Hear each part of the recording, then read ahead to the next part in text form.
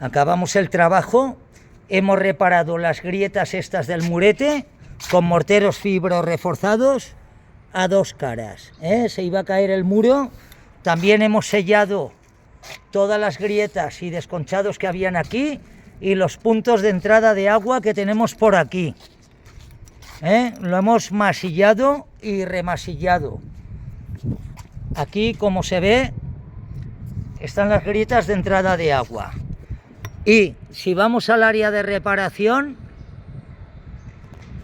está muy complicado y peligroso. Van a caer partes de la finca, no sabemos cuándo, pero seguro.